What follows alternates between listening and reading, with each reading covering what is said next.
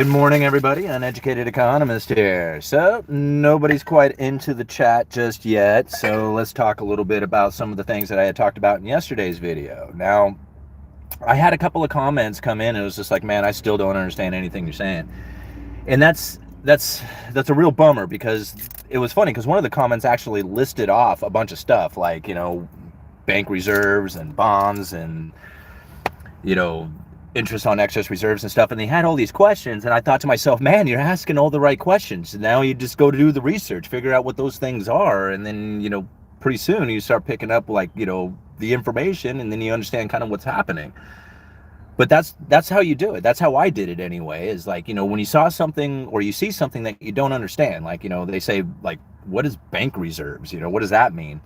Well, then you go and research that. I mean, Investopedia has, great information on all this stuff. Like, if you've come across a term that you don't understand, just Google that and then start reading up on it, and you'll find that, man, you start picking up a lot just by just trying to figure out what the definitions of some of these statements are. Down in the description, I want to leave a link to Federal Reserve. I don't know if it wasn't like a speech. I think it was just like, I don't know, just an article or something. But anyways, talking about how they have transitioned from the, like,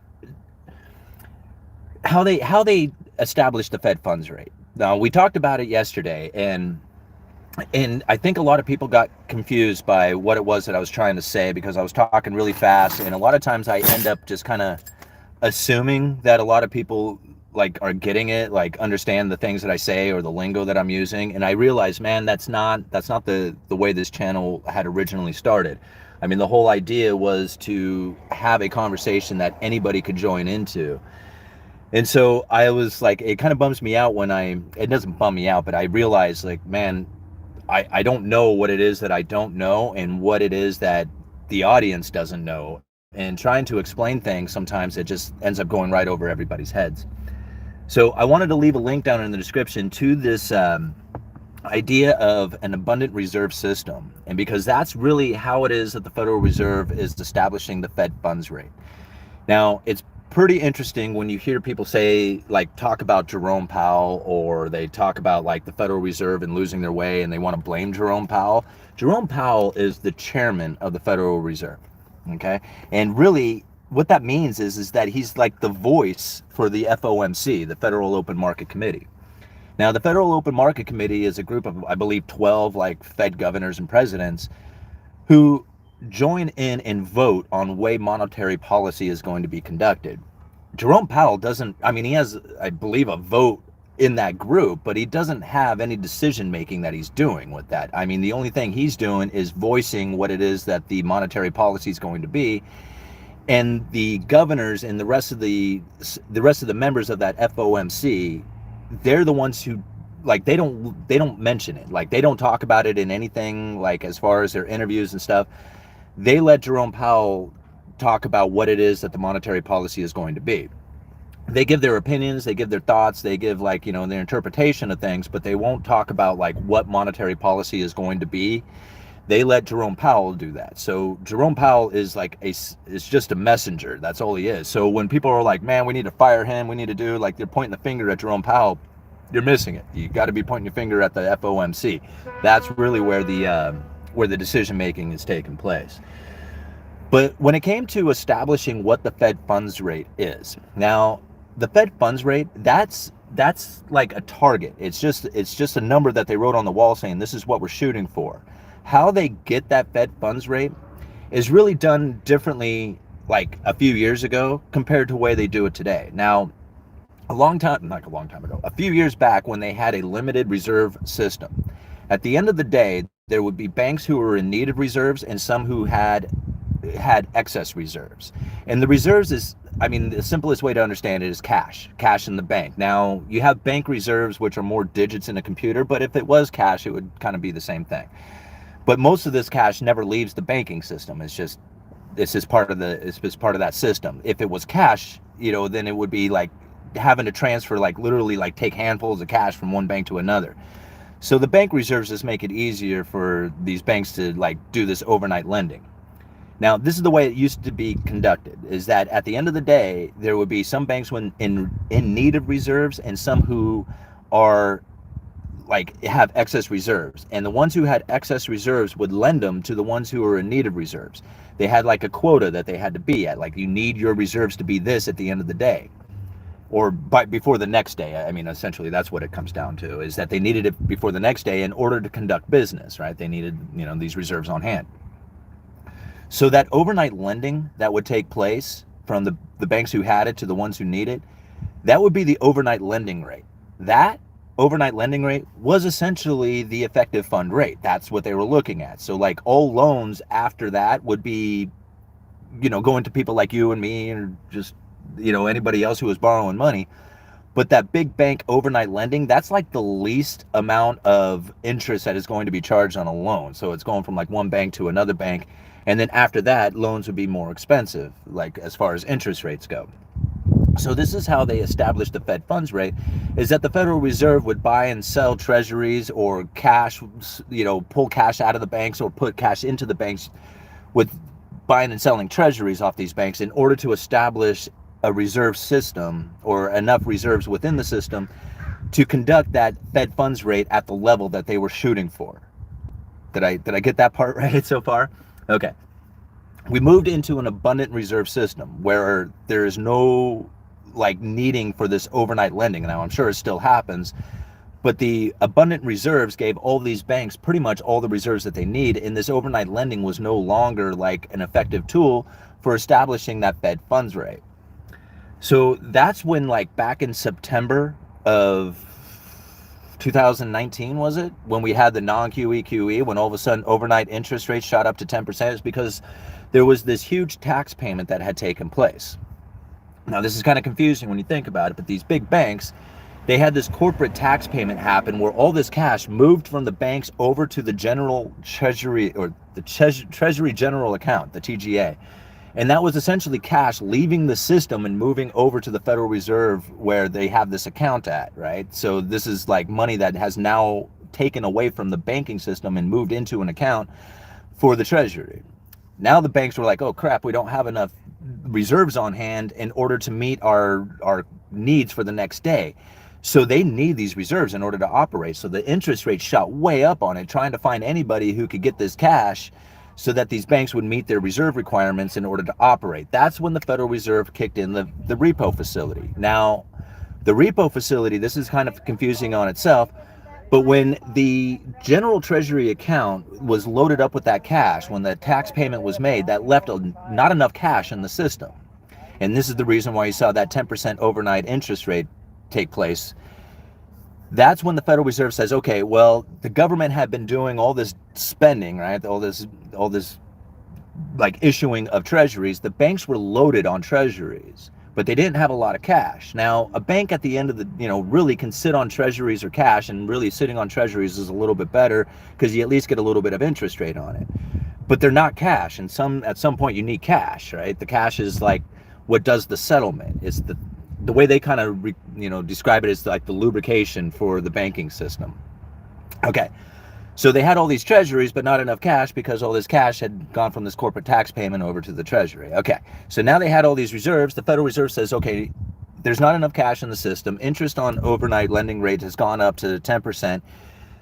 Give us some treasuries, we'll give you cash. At the end of the day, we'll swap it out, right? So this is where the repo facility started kicking in, is that they would take the treasuries and hand over a bunch of cash.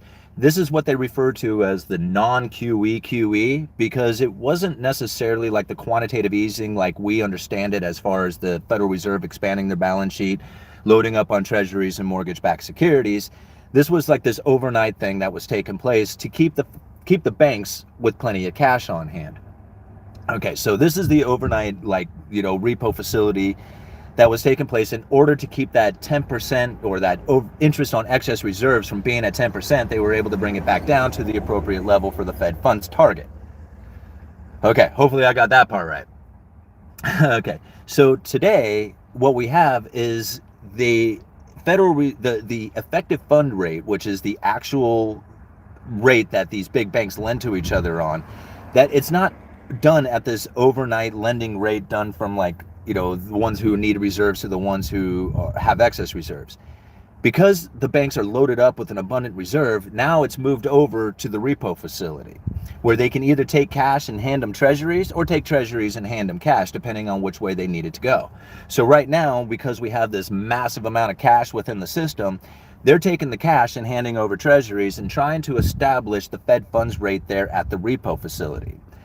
Now, some of these banks, when they have excess reserves, they can take those excess reserves and put it to the Federal Reserve in an account there, which is interest on excess reserves. So this is the way that they are able to establish that Fed funds level, that Fed funds target. And that is really important to understand, because it's completely different from the way that they used to do it, where they have this interest on, or I'm sorry, the overnight lending rate. Since that is no longer part of it, and it's now moved over to this Federal Reserve like repo facility that establishes the Fed funds rate, that's really important to kind of get your, to wrap your head around, because now it's not necessarily like how much cash is in the system. It's more about what it is the Fed is arbitrarily saying that the interest rates would be, and how much they're willing to, lend that money or borrow that money at the Fed, at the repo facility.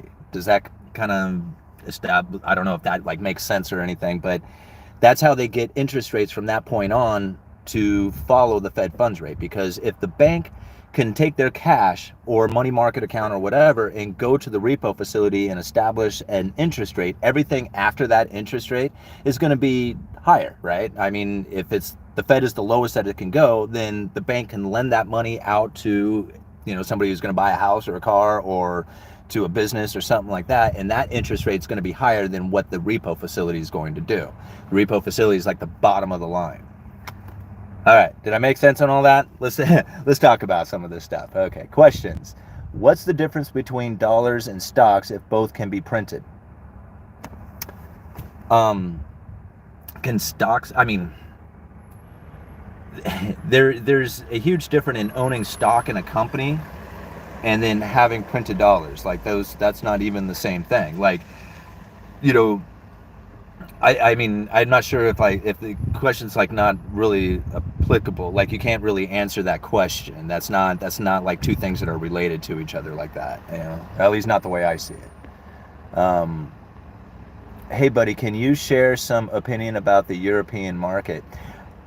To be perfectly honest with you guys, I have not been following as much of what's going on in the markets of other countries. I am really kind of focused in on what's happening here in the United States and some of the sovereign debt crisis that has taken place. So I'm looking at like countries that are going into default, countries that are going into default and need to sell their natural resources to China in order to like make up for the fact that they can't pay their debts. That's the type of thing that I think is going to be more critical. You're going to find markets that changes on people's perception. I mean, if you think that there's going to be a recession coming into the future, then most likely you're probably going to sell your stocks off, right? To try and get a hold of as much cash as you can in order to deal with the fact that you're going into a downturn. So anyway, I'm sorry. I wish I could tell you more about the European markets, but I just haven't been following them that close. Do you see stagflation in the future? So that was another question that has happened, is that somebody asked, it was just like, okay, so how come it is after this pandemic, all of a sudden we can't find any workers? There's a lot to think about there, because one, you had a whole bunch of people retire. At the same time, there wasn't a lot of people being trained during that same time. So you have people retiring and not a lot of people going to school, like truck driving school, for example. So that didn't bring a whole lot of new employment into the system, but it goes much deeper than that. That's like, I think that's a small like symptom of the bigger problem. I feel that the bigger problem came from the corporate debt that had just been like incredibly popular. People were diving into corporate debt with like jumping in both feet. This was from incredibly low interest rates. So you have low interest rates on the safe assets like the US Treasuries. And if you are looking for a fixed income and that safe US Treasuries is not providing enough yield, like enough return on the investment, then you have to take on risk. And that risk goes into corporations for the most part, where you can get a higher interest rate. So a lot of people started diving into corporate debt. Now, the special purpose vehicle that was set up, the corporate debt lending facility, didn't help matters at all. Right?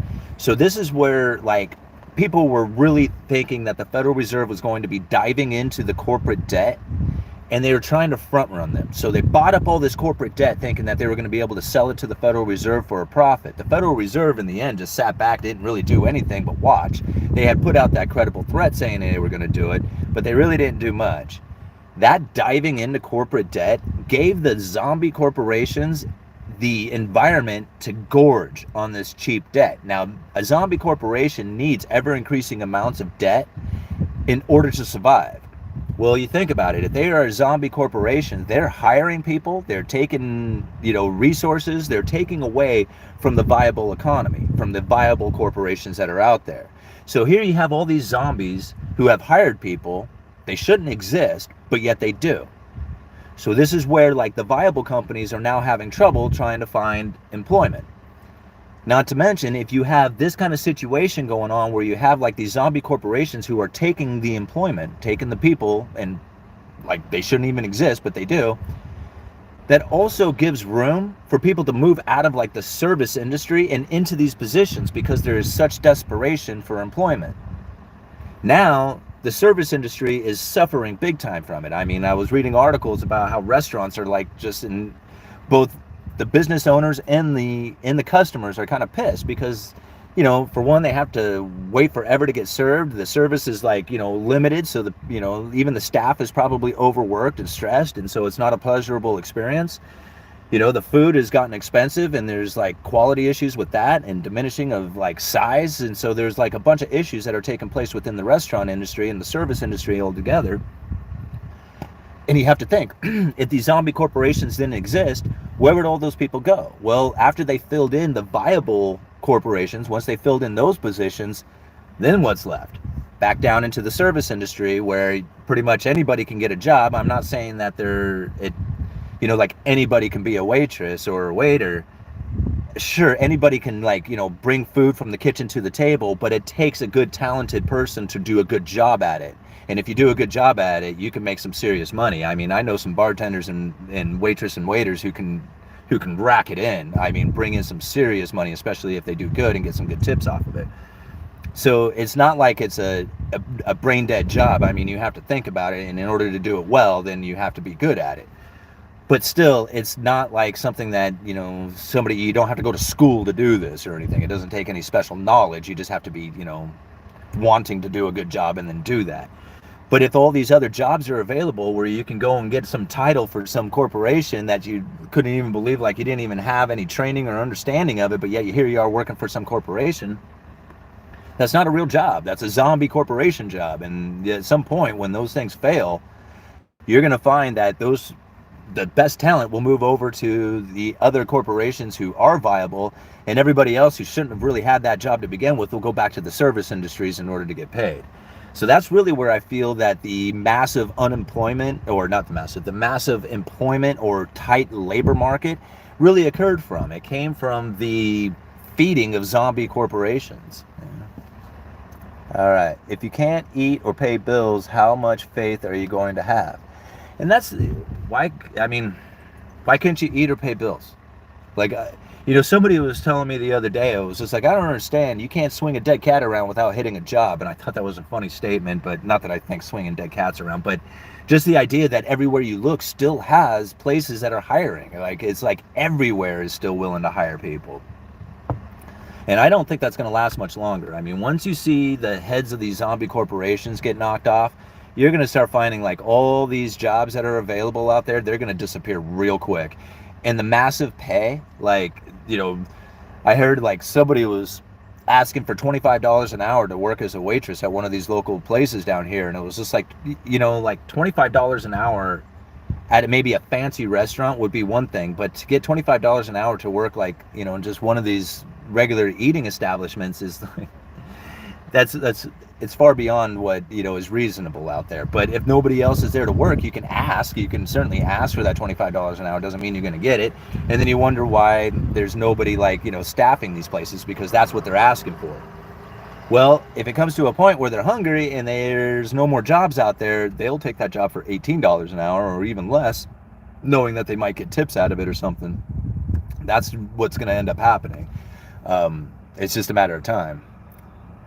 Very interesting theory. Yeah, thanks. I mean, I don't know how many else talk like this, but that's the way I see it. I mean, there's a lot of excuses and reasons that people can put out there, but that's the way I feel is happening. I mean, I think the zombie corporations have really just, screwed this all up, and it was due to the incredibly low interest rates that dive into that yield, the special purpose vehicle that was set up. I mean, it just makes so much more sense to me than anything else out there, other than, like, so many people just want to take this idea that, the Federal Reserve just wants to destroy the middle class. So, like, I don't think they have this idea. It's just like, how do we destroy the middle class, guys? Like, let's make pain for the middle class. Let's do that. How do we do that? That'd be fun. Like, I don't I don't see it like that,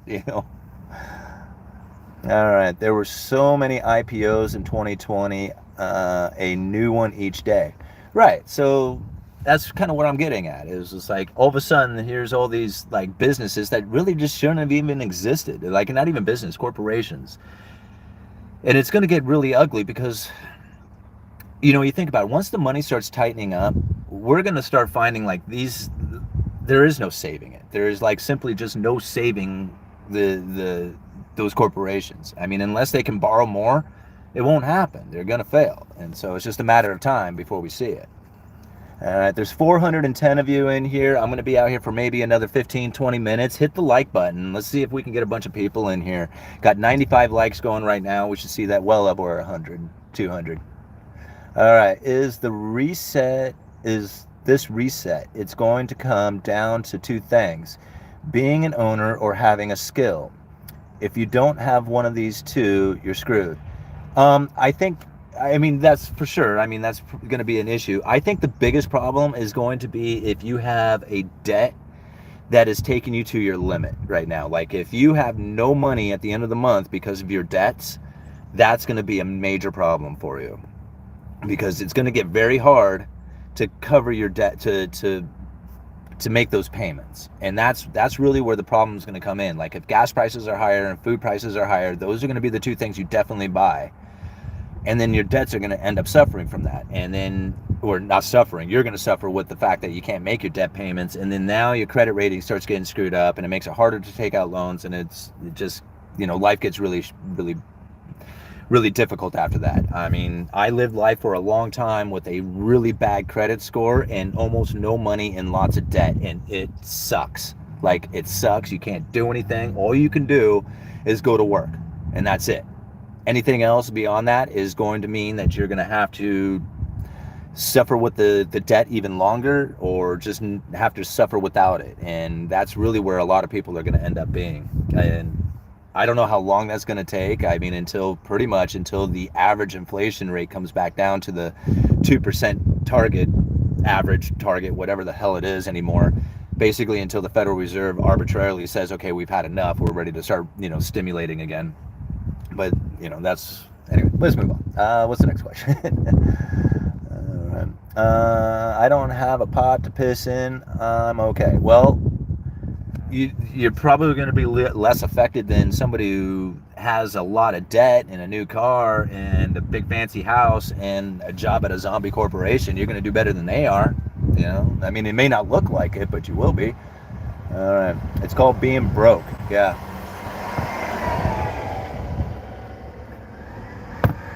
All right. I am assuming you are spending your lunch with us. Thank you. I am spending lunch with you. I have probably another, 15 minutes or so. All right. War is coming. Well, it could be. I mean, I wouldn't be surprised by that. Most wars are fought over natural resources and debt, so that's going to be an issue coming. So, yeah. I paid off all my debts. I don't even register a credit score, so then there's that. Yeah, I've paid off most of my debts. The only debt that I really have is my house payment.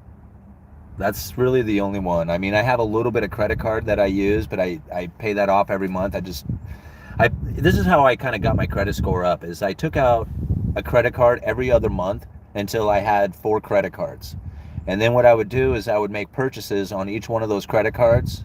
Like, I'd make $100 purchases on them, and then pay $95 of that and carry a $5 balance over to the next month, and then buy like another $100 on it. And I would do this every month. Like, sometimes I would pay the credit card off and then not use it, but then the next month I might use that particular credit card.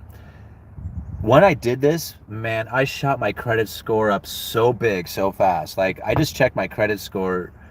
Like, 3 years ago, my credit score was like less than 600. Right now it's at 820. I mean, it's just like I've nailed it with my credit score after I was able to clear off the damn foreclosure off my house and had no debts and reestablished new credit lines and then made payments on those credit lines.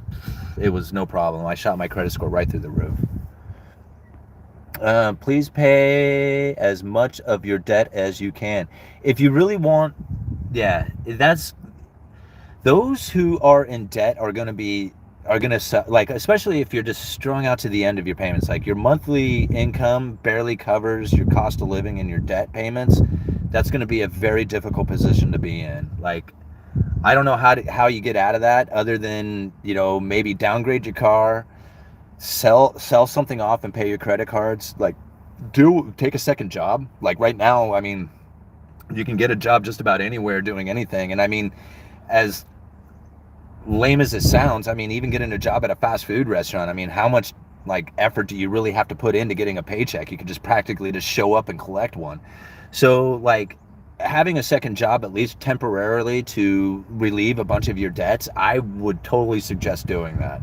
Getting out of debt is going to be like the place to be when we start going into this major downturn. I mean, I can't stress that enough, you know. All right. Fast food is hard work. Commercial fishing is hard work. Logging is hard work. Construction is hard work. Being at a counter is not hard work, except for mentally, it's stressful, right? So there's a difference between like doing sales, working retail, and then cooking for a living. Like a good line cook, a good restaurant cook, they work damn hard to make that happen, right? So they have to be good at it. They have to be quick. They have to be thinking about it the entire time, be able to think 5 steps ahead. That is not something that is easy to do. That is hard.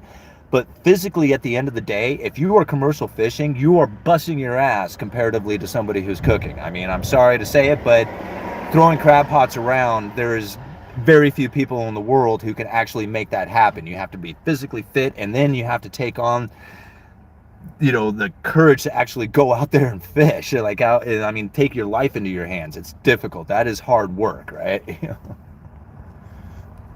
All right. Easy jobs paying more and more is what makes it so tight. Easy jobs paying more. I think the reason why they're paying more and more is because they don't have anybody to show up at those jobs, because nobody is truly hungry, and you have zombie corporations that you can go to work for. Take out the zombies, take out the ability for people to buy cheap food, and they will go to work. I promise you, they will show up. I mean, once you go hungry, you will work. I mean, that's it. That's all there is to it. All right. The problem with fast food is the mental aspect, for sure.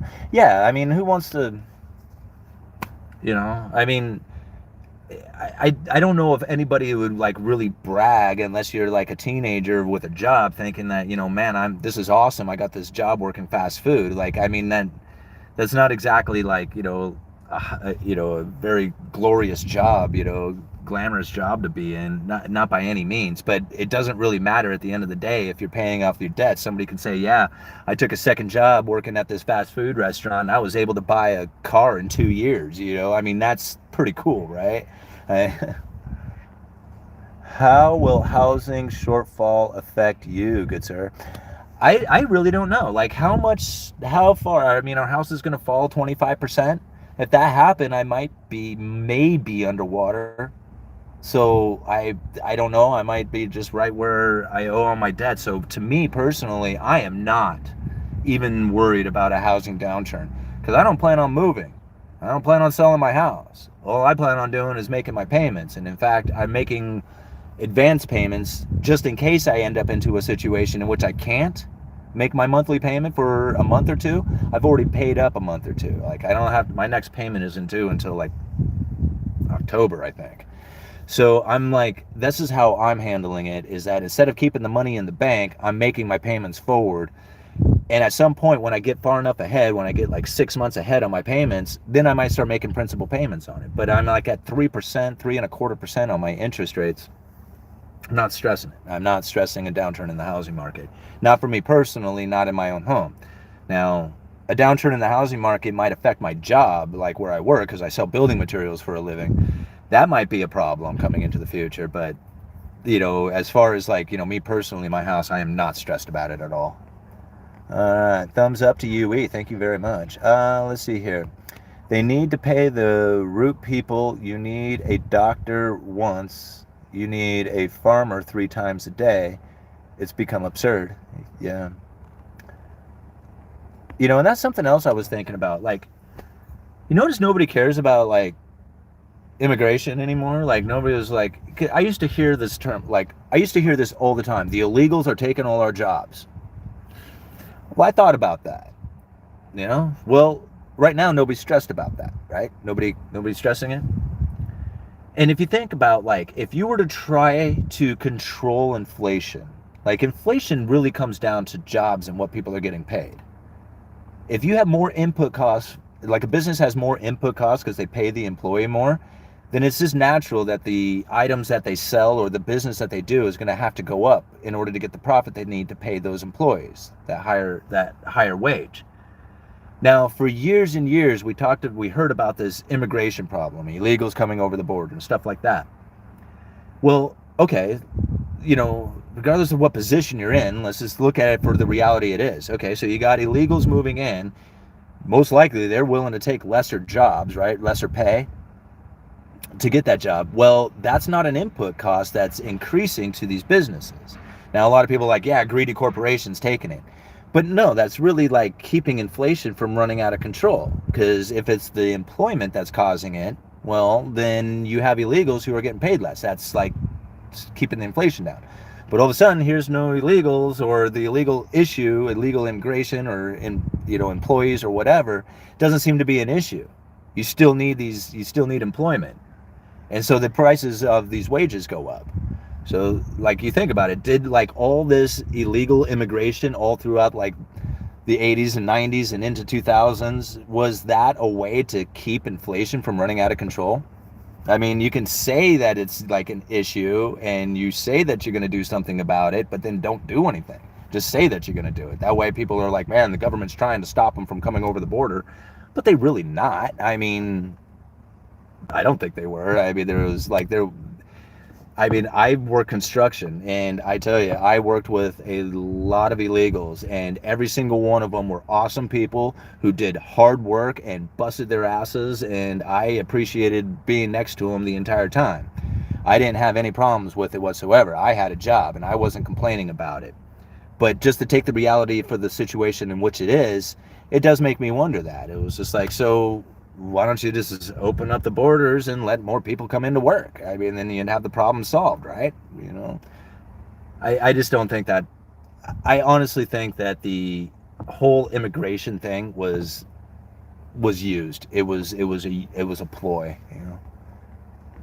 All right, I think what's going to happen is everyone's going to form a union for better pay, and corporations will then downsize, incorporate automation, and get rid of the middleman, thus driving the recession. So what's going to happen? Like, are robots going to build stuff for other robots? Is that what's going to happen? I mean, that's kind of the way it sounds. Like, I mean, I don't know how it is that people are supposed to like have an automation thing happening, taking away all the jobs, causing a recession, but then that actually produces products that nobody buys. Like, I mean, what corporation would do that? Like, most people want to produce things so that they can sell it. And if you think that there's a recession, or you're knowing there's a recession, or the things that you're doing is causing a recession, then most likely they're not going to happen. Because if you go and build all these robots to build products that nobody buys, then what's the point? There was no point in doing it. Thanks for the $20. You sent that to me. One drop. Thank you, $20 for the $20. Let's see. People in the Midwest care a lot about illegal immigrants. Here it's screwing up a ton of services and pushing down wages. Yeah. Okay. So that's what I was talking about. It kept the wages down. People were complaining about that. Now, let me ask, in the Midwest, is there like all of a sudden like all the jobs are filled? Like, is there no unemployment, like no like help wanted signs anywhere in the Midwest? I mean, I guess it could be. I haven't been to the Midwest, but around here, there's help wanted signs everywhere. I mean, I even have them on the counter at work. You know, we're looking for people, and nobody's showing up to apply. So, like, how are they screwing that up? Like, I don't see how they're messing that up right now. Let's see here. Let's move on. Then there are so many help wanted signs in the Midwest. Okay, I figured as much. Like, it can't be just around my area. I mean, I hear it all the time in the news, and then I see it personally. I just assume that must be the way it is across the country, you know? All right. Job openings everywhere. It's because they are now... What are you trying to say? All right, let me see. Moving on here. Here in the Southwest, same thing, UE. Help wanted signs all over Wisconsin. I live in Wisconsin. Unemployment is less than 3%. Yeah. And see, this is all going to change. This is like once you're going to see it. Once layoffs start to kick in, like people are like what's it? This is going to be like the first recession I think anybody has ever experienced where you didn't have massive unemployment. It's going to be the weirdest thing that people have ever seen. You know, because typically what goes along with the recession is like a downturn in GDP, right? Two consecutive quarters of negative GDP growth. And what goes along with it, a lot of unemployment, layoffs and stuff like that happen. Well, even if you had a lot of layoffs right now, like I'm saying, even if you knock the heads off the zombie corporations, they just move over to the viable corporations. And most likely we're not going to have a big uptick in unemployment, like record unemployment levels. I just don't see that happening unless something dramatic, like, you know, another pandemic or something else kicks in that would cause that to happen. But just naturally occurring through this economy, I don't see that taking place. I see a lot of zombie corporations going out of business, and those people will go over to the other corporations. The ones who can't get hired at those corporations will move into the service jobs. And that's really how I see it happening. You know? And I don't think we're going to have a bunch of unemployment, like high unemployment. I could see where wages will stop increasing because of that. Like if you lose your job at the zombie corporations, can't find another job at another viable corporation, you're going to take the job at the service industry. And if you're going up, you know, against 12 other people who are doing the exact same thing, you're not going to ask for higher wage than that. And in fact, you may even take a lesser wage to guarantee that you will get the job because you need to make your debt payment. You keep saying zombie corporations. Which ones? I couldn't tell you which ones are zombie corporations. I mean, I can't label them all off. Like I don't know. Like I don't know which ones they are. You're going to find them once the interest rates rise and the ability to get cheap credit is no longer there. You're going to start seeing layoffs happening. I mean, when you see the layoffs already kicking in, it makes you wonder if they're zombies to begin with, like Tesla. You know, I mean, I'm not saying that they are. But soon as the interest rates lifted a little bit, boom, they started laying off people, and a lot of other people did too. And so, like, what was it? Maybelline, right? Weren't they another one that, you know, like almost immediately started, like, you know, going south because, like, you know, having troubles with the rising of interest rates. Zombie corporations equal Robin Hood. Country is nuts. Yeah. Where's lumber now? Well, lumber is like at $640 per thousand or something like that. And I can see, like, maybe by the end of summer, like, this is really where my prediction is kind of landing, that you will find tight inventory levels. Right now we have mills curtailing development. So at some point we are going to find the inventory level drop, the prices will go up, and the mills will kick back into gear again. But right now, there's not a lot of demand for lumber like we had experienced just recently. it's difficult building a home. Home builders are like worried about prices coming down. So like, how likely are you to want to start a bunch of new houses right now if you're worried about the price of homes going down? Like, you have this projection that the house is going to sell for, this amount of money, but then by the time you complete the house, you can't sell it for that much. You have to drop the price on it in order to move it. Well, that's cutting into your margins and your profit. And most likely, like, as a builder, if this is what you are thinking is going to happen, then you're probably going to back off on that a little bit, saying maybe I won't build 20 houses. Like, I'm talking about the small time builders too. Maybe you won't build 20 houses or the 10 houses that you normally do every year. Maybe you only build 2 or 3. So there's going to be a drop in the amount of homes coming onto market. And there's a lot of confusion taking place in that too, because we actually might see an increase of homes coming onto the market. At the same time, the builders are dropping the amount that they start, simply because there are so many homes in the market right now that have not been completed because of the shortage of labor and the short supply of material coming in, and just the delays that are happening. You could see where, like, there's a possibility that these homes get completed. At the same time, there's less homes being starting. So even though the information out there will say there's less homes coming onto the market, the completion of homes might tick up for a little while before the effects of home builders slowing down actually, affects the inventory. Did I say all that right? I don't know. I kind of babbled that one out. Sorry. Thank you, Metho Nelson, for the $5. Happy Earth strong when it gets here. Revlon is a zombie. Maybe it was Revlon I was talking about. Yeah, zombie borrows to pay debt. And that's where, like, everybody borrows. Like, all corporations borrow. I mean, I don't think there's any one of them that operates strictly off of cash. I just don't see that happening. So they all borrow, but there's one thing to need to borrow, and there's another thing when you're choosing to borrow because you were able to get really low interest rates from that. You think about it, like, a lot of these corporations borrowed money incredibly cheap and bought back their own stock. What would happen to both bonds? If they're selling bonds cheap yield, that's high prices on bond, right? Yields work inversely to price.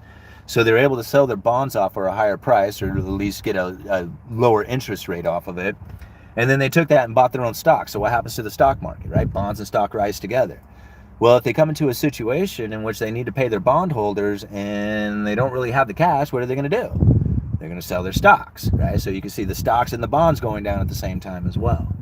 As they selling, as the demand to buy their corporate debt just doesn't exist, right? That means that the yield on them is going to start rising and the prices are going to start falling.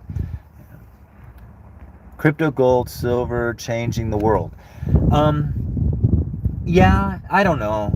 That's the thing. Like, somebody says, why don't you do like what you said you were going to do at the Rebel Capitalist event and continue the idea of ending the Fed? If you want to end the Fed, you're going to have to find a competing currency. That's really what it comes down to. And if it happens to be silver, that's cool. If it happens to be crypto, that's cool. Both of those are competing currencies. Chances of you taking your silver bullion down to the store and being able to trade that for their goods or services is very unlikely. Same thing with Bitcoin. Like, you're not going to be able to do that. These are not competing currencies. I mean, sure, they could be, they should be, but they're not. So the reality of the situation is that it's just the dollar. The dollar is the only thing that you have for a currency. At least the only one that everybody else is going to accept. That gives the Federal Reserve a monopoly. So if you want to end the Fed, start doing transactions in cryptocurrencies or silver. Like, when you hire somebody to do some work for you, like, if they're going to mow the lawn or something, ask them if they'll take cryptocurrencies or silver and pay them in that. I mean, if you really want to end the Fed, that's how you have to do it. Okay, guys, I wish I could stay out here all day, but I'm going to give you another 2 minutes here. Let me answer this one from One Drop. Thank you again for the $20. You're very generous. We have help wanted, but not the entry-level step-up jobs. The jobs that should be going to young Americans so they gain experience and can step up to better jobs. Minimum wage only applies to Americans. Yeah, I could totally agree with that. That was the whole point. Like, a minimum wage job was an entry-level job. It wasn't meant to sustain you for your life. It wasn't meant to provide you with a good standard of living. It's a minimum wage job for a reason. It's like a job that anybody can do, You get in there, you make your payments on stuff, and then you try to find something better. I mean, or at least advance beyond the minimum wage payment that you're getting.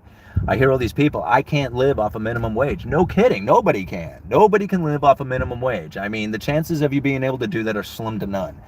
So, like, minimum wage is not meant to be a living, I mean, they might say it, but it's not going to be a living wage job. It's just not going to happen unless you have no debts and your place is paid for. I mean, I just don't see where having a minimum wage job is going to provide you with anything.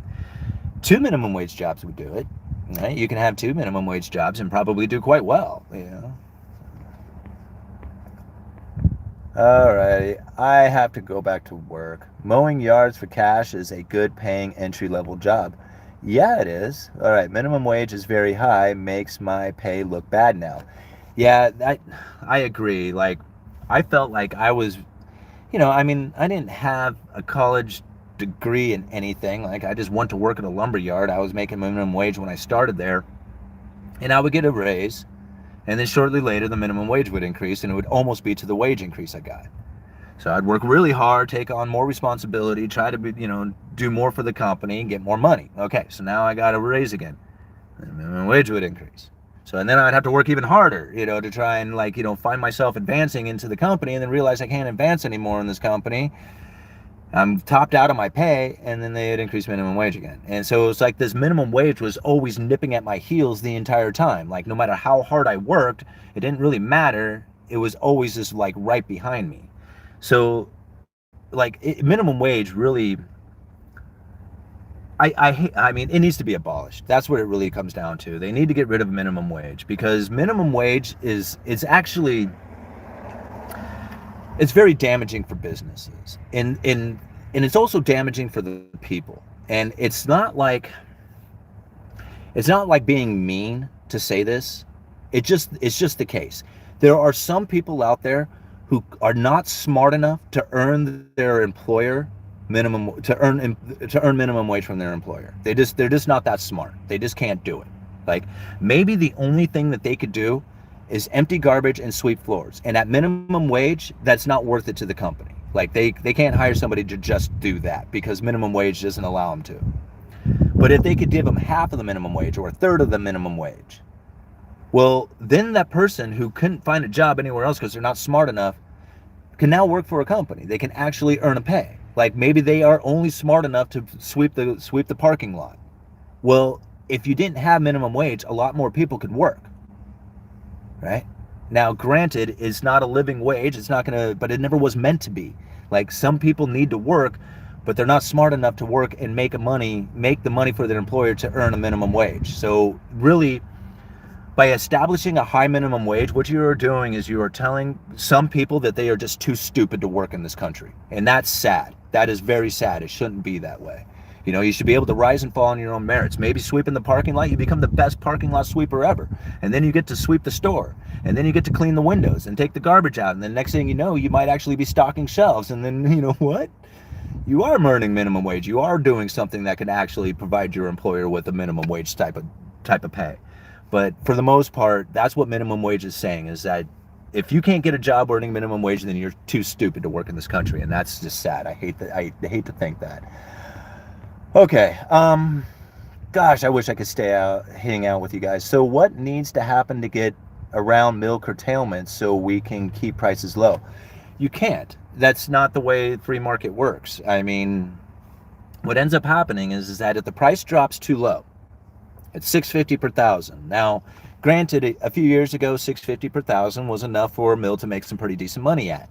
But things have changed, right? Now you had to hire all new people. You had to increase the wages to keep them from leaving. You got input costs that are rising and everything that goes with it. So $6.50 per thousand is now the minimum. You can't go any lower than that. So if they're saying, okay, we'll give you $6.50 per thousand for your lumber, you'd be like, no, you can, all that lumber I already milled up, I'll sell that at $6.50, but I'm not producing any more at that. But then you got inventory tightening up, and people are like, no, it's an inelastic demand. We got builders who need lumber. They're going to pay any price for it. We already found that out. They were willing to pay $80 a sheet for half-inch CDX. So when you have an inelastic demand like that, it doesn't matter how high the prices go. So if you can tighten up the inventory and run the prices up to 800 per thousand, well, then the mills are like, oh, hell yeah, I'll get in on that. And they'll start pumping out as much lumber as they can. So it creates a situation in which that lumber is either going to be like, somewhere around the 600 per thousand mark and up to 800 per thousand. Once it gets to 800, they'll pump it out and start filling up the inventory levels. Anything below that, and they're going to tighten up inventory. So that's just the way it works. There's no way of getting around it. Because of the bullwhip effect and the oversupply, undersupply, you have these extremes that hit the market. So you have like way oversupply and then way undersupply and then way oversupply. When these things happen, then, you have to find that equilibrium. It takes some time. Starting next month, they're going to actually shorten or reduce the size of the contracts by like down to 25% of what they normally are, which is huge. It's going to bring in a lot more buyers into the market, a lot more speculators. And now when that happens, you're going to have a lot more buyers and sellers. Well, that's going to find the equilibrium a lot faster. A lot of people kind of talked about it being like a stock split, and I just don't see it the same way. It's still the same material. It's still going to be the same price per thousand. There is no going to be like all of a sudden, you might find where the equilibrium happens quicker and at a lower price because of it, or it might end up being a higher price. We don't know. It depends on the mills, I guess, and how much inventory they put out there. But I don't see where like this diminishing of the size of the contracts, the futures contracts, going from 110,000 board feet to 30 or 40,000 board feet or whatever it is. I don't see that causing the prices to like diminish dramatically. I think the mills will still want 650 per thousand at the bare minimum, and at 800 they'll just pump out as much as they can. And I don't think that's going to change. I think the equilibrium that they find as far as those prices will be established a lot quicker if they have more people participating in those contracts. I don't know if I said all that right, but anyway, thank you guys. Thank you for hanging out. Thank you very much for the super chats. You guys are so awesome. 526 of you here. Got 220 likes from it. I can't thank you guys enough. Uneducated Economist. You let me know.